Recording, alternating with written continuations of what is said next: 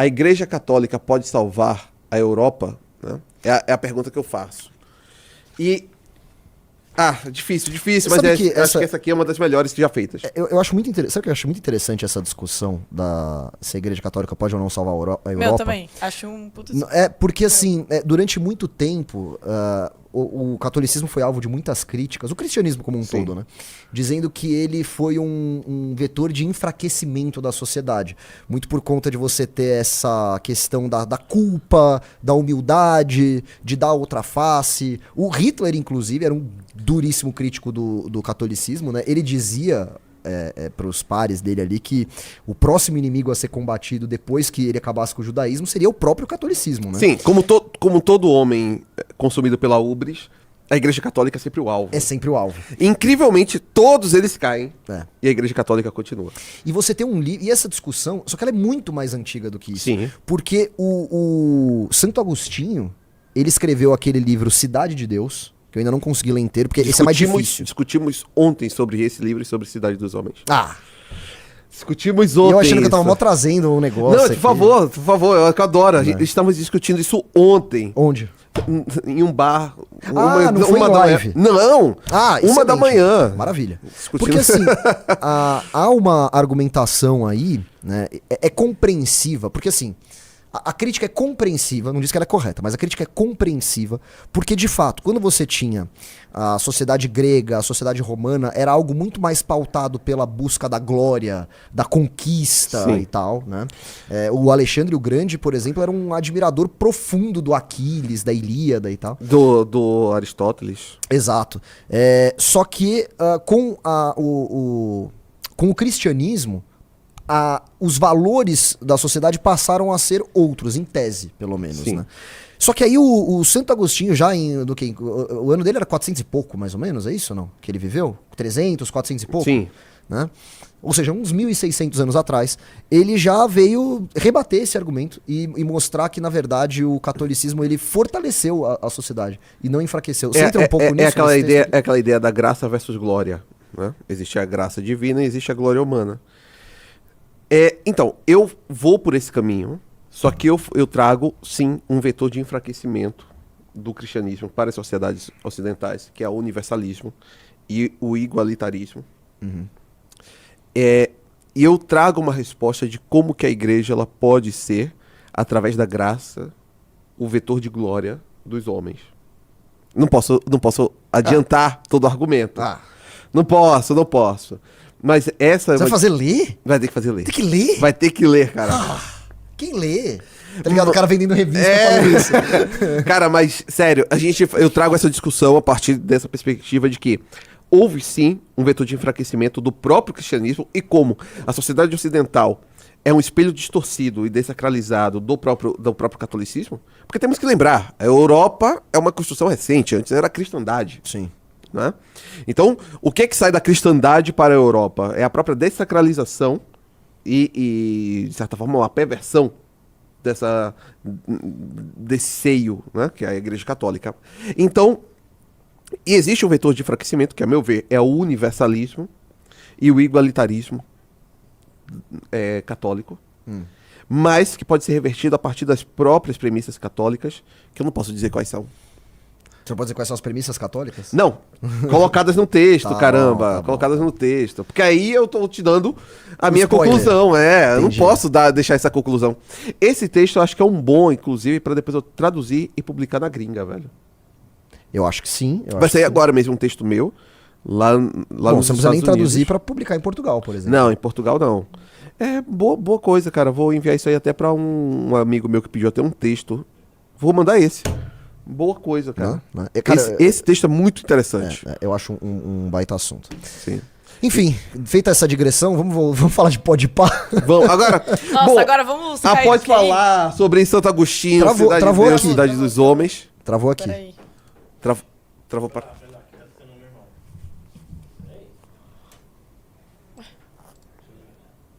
Após falar de Cidade de Deus e Cidade dos Homens, vamos falar sobre Podpah. Sobre o mítico e o... Qual que é o nome do outro mesmo? É o Igão. Igão. Igão e Mítico. Travou mesmo. Mas travou pra quem tá em casa também? Não A sei. galera ainda... Ah, a galera tá falando que travou. Ah, Puta, e eu travei mó feião, ó. Você tá de boa, você tá olhando. Aí, ó, voltou, voltou. você tava feião, Eu tava tipo. E você, mó. Voltou, merda. voltou. Cara, eu tô me sentindo fonão, tá ligado? Voltou. Vamos lá então assistir esses dois seres muito Mas inteligentes? antes, eu tinha um negócio pra falar pro Orlando, que eu tinha uma vontade muito grande de perguntar isso pra você. A gente não tá se vendo, mas eu vou perguntar. Você viu as manifestações que estão tendo, pelo menos lá na Inglaterra, da galera contra os muçulmanos, né? Sim. Meu, na sua visão, esses dias eu tava discutindo sobre isso com os meus colegas e a gente tem uma visão um pouco mais extremista e eu não vou nem comentar.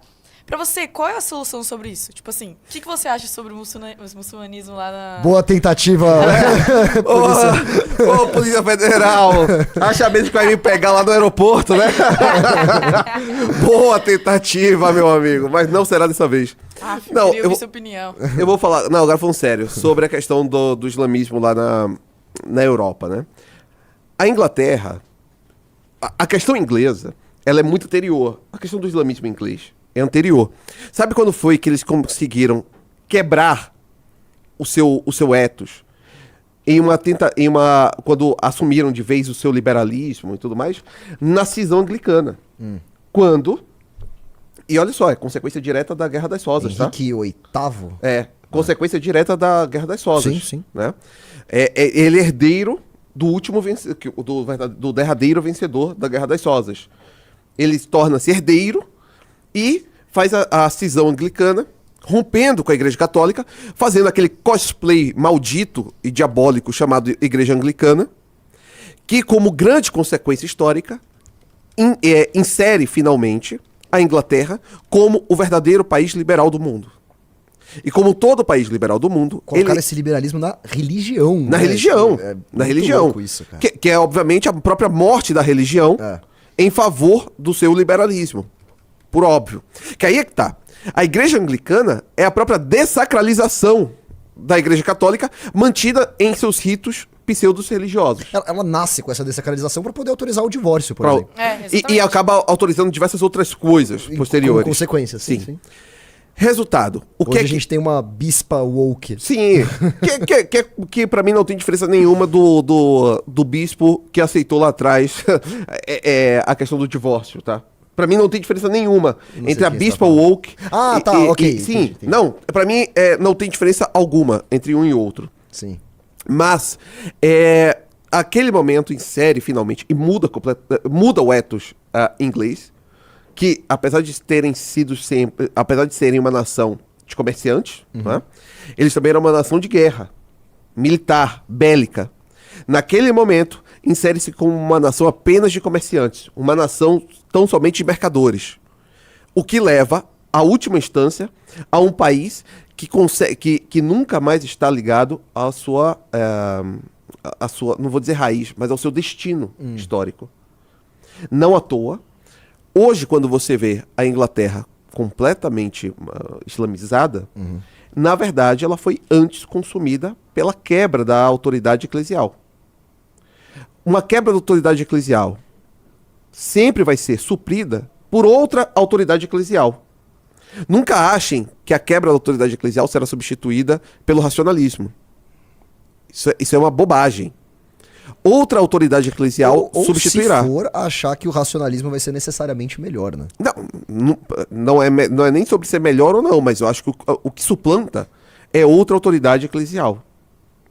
Você rompe com a sua, uma nova surgirá a partir dali. E no caso da França? Porque a França também está sendo completamente islamizada. Não, mas veja, eu digo lá atrás, com a Revolução Francesa, houve um rompimento muito forte com a Igreja Católica. Uma fenda histórica. Exato, e uma tentativa de forçar essa racionalização de uma forma extrema, né? Sim. Lá, naquele período, a racionalização venceu. Eles chegaram a ser governados, vamos colocar assim, por essa ideologia de racionalização extrema, ou não? Sim. Porque, por exemplo, o que seria a racionalização extrema durante o terror, né, revolucionário? Aquele período de terror revolucionário não me parece ser a questão do racionalismo. A grande questão do racionalismo francês, ele já é muito mais recente, que é o período ali pós-iluminista e que cria, de fato, o estruturalismo, e você vai ter outras vertentes filosóficas advindas daquele processo, e que culmina em maio de 68, que é um eco da Revolução Francesa, ainda, mas a Revolução Francesa deve estar inserida e vista como a terceira morte do Logos. É isso que é a minha leitura histórica. Ela é uma leitura histórica em que houve 3 mortes do Logos ao longo da história. A morte do próprio Cristo, que é Deus encarnado. A morte da autoridade eclesial, com a Reforma Protestante e a cisão anglicana. E a morte da autoridade política na Revolução Francesa. Ah, boa, gostei. E perceba bem, morre o próprio Deus, morre a Igreja de Deus, morre a autoridade, porque a autoridade monárquica, ela tinha a sua legitimidade dada pelos céus. Era a ideia que se tinha.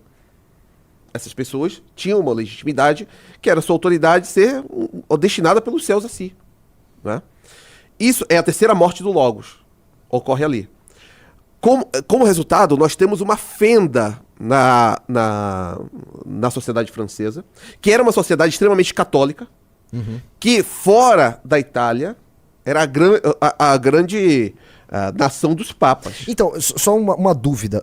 O iluminismo, ele não é um movimento de racionalização ou são coisas separadas? Não, completamente racionalista. Tá, ok. Completamente racionalista. Então, beleza.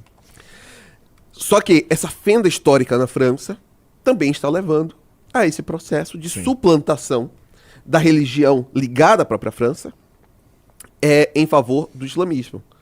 Todas as sociedades que abandonaram o seu verdadeiro ethos para abraçar esse racionalismo ou esse liberalismo, não é? Que é filho dileto do iluminismo, vai ser suplantada por uma nova fenda religiosa.